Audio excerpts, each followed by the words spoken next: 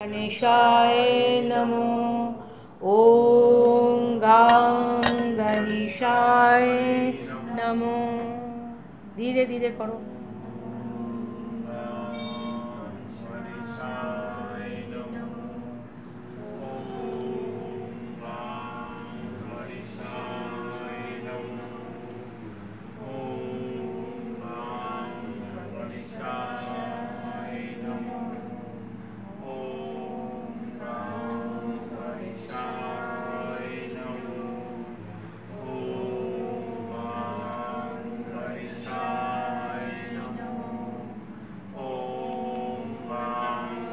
খুব সুন্দর হচ্ছে আজকে, খুব সুন্দর হচ্ছে আজকে, একদম খুব সুন্দর হচ্ছে।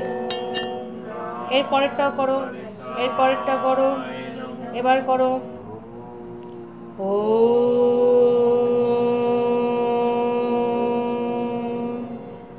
নমঃ শিবায়। ধীরে ধীরে ধীরে ধীরে।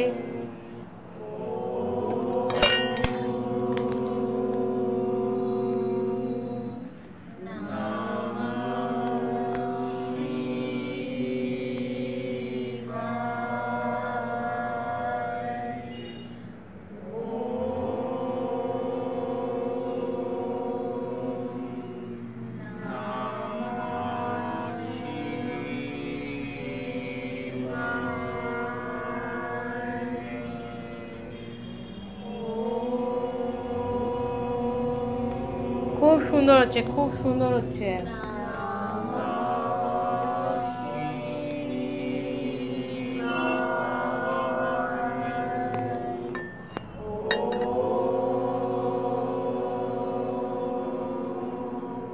বাহ, বন্দনা মনোযোগ দিয়ে করো, 10 পেয়ে যাবে সেদিনকের মতো। 30 মিনিট দাঁড়িয়ে থাকবে, দরকার নেই, তুমি রিল্যাক্স হও।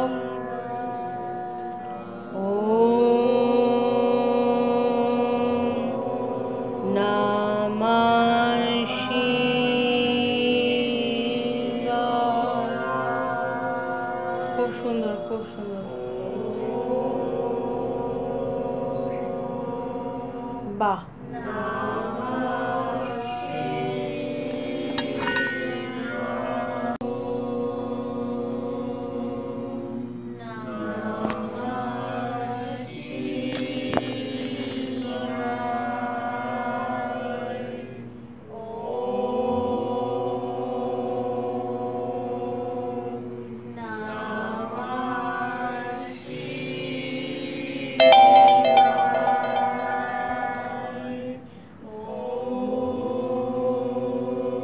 বাহ, খুব সুন্দর।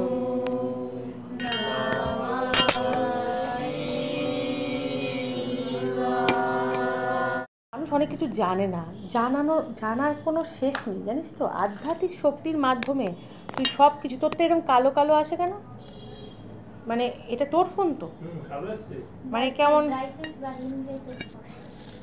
আচ্ছা, ব্রাইটনেস বাড়াতেও আমি আচ্ছা, যাই হোক, কেমন একটা অ্যাশ কালার। ঠিক আছে, লোকে আমরা ধোয়ার মধ্যেই না হয় কথা বলবো, সেটা অসুবিধা নেই।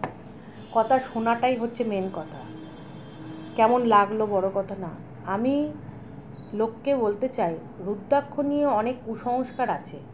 কেউ রুদ্রাক্ষ পড়তে দিতে চায় না, বলে রুদ্রাক্ষ পড়লে সাংসারিক জীবন ভালো হয় না, বা রুদ্রাক্ষ পড়লে একটা বৈবাহিক মেয়ে বা একটা অল্প বয়সী মেয়ে এরকমও হয়েছে। কেন পড়বে, কেন রুদ্রাক্ষ পড়বে কেন? অনেকে বলে, এটা অনেকের ধারণা, যে বলে না এটা সাংসারিক। এই যে তোকে যে বলছে ত্যাগী হয়ে যাবি, বিয়ে হবে না, বলে তো। এই তোর বিয়ে হচ্ছে? আচ্ছা, আর সব কটারই বিয়ে হয়ে যাবে, ঠিক আছে জিনিস।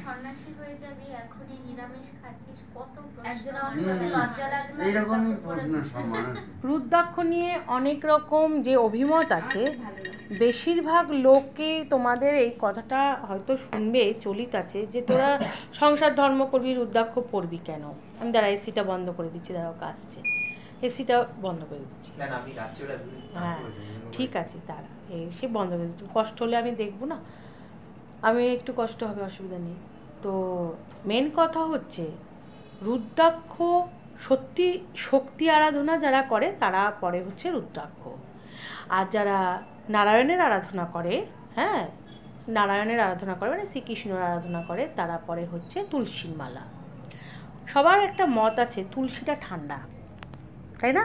তুলসী ঠান্ডা, রুদ্রাক্ষ পড়লে তুমি আর সংসার ধর্ম করতে পারবে না, কোথায় বিভাগী হয়ে চলে যাবে, তাই না? ঠিক কি না? আচ্ছা বলো তো, আমার এখানে যতজন রুদ্রাক্ষ পড়েছে, আর যারা যারা এই ভিডিও দেখবে তারা তো বলবেই, তারা যদি স্বীকার করে তো ভালো।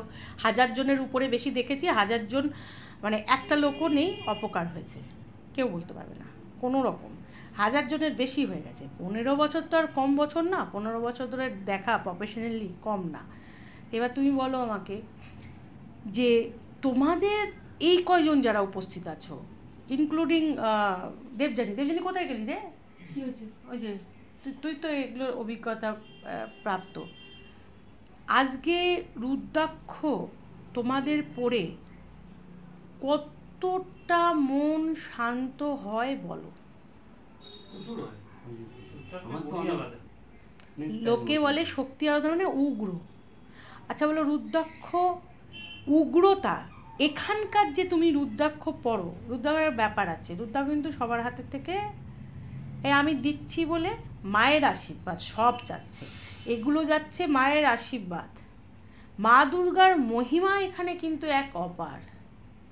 এখানকার ব্যাপারের সঙ্গে কিন্তু অন্য কিছু তুলনা করলে হবে না, মনে হয় আমার, হতেও পারে আমি জানি না, কিন্তু আমার এত বছরে মনে হয়েছে, কারণ রুদ্রাক্ষ বৃক্ষের স্বপ্ন আমি দেখেছিলাম, সাক্ষাৎ রুদ্রাক্ষ বৃক্ষর সঙ্গে আমি কথা বলেছি।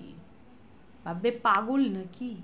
হ্যাঁ, রুদ্রাক্ষ বৃক্ষ যেদিনকে স্বপ্নে আসে এবং আমি যেদিনকে আমি প্রথম রুদ্রাক্ষ মানে এরকম স্বপ্নে দেখি আর কি, তখন কিন্তু রুদ্রাক্ষ পরের দিন আমার কাছে এসে উপস্থিত এক ব্যাগ রুদ্রাক্ষ,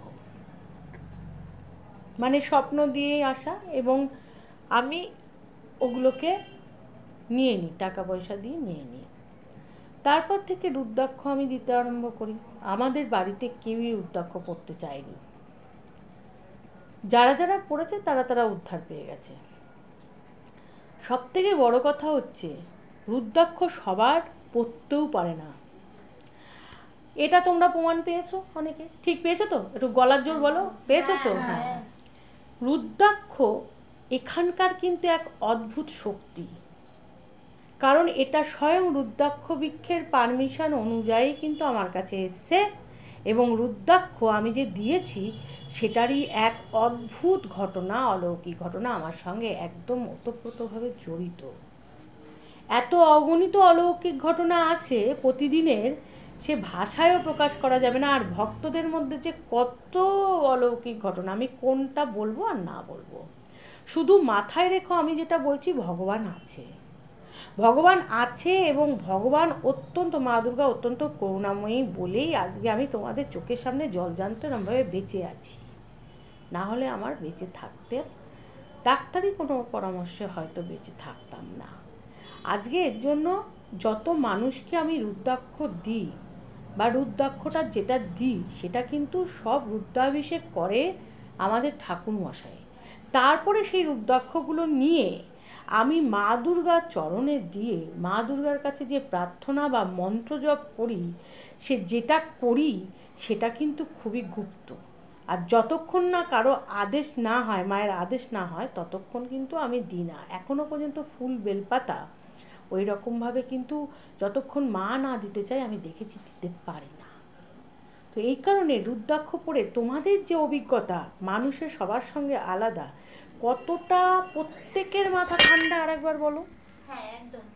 আর ঝগড়া করতে ইচ্ছা করে না, ফালতু কথা বলতে ইচ্ছা করে না একদমই না।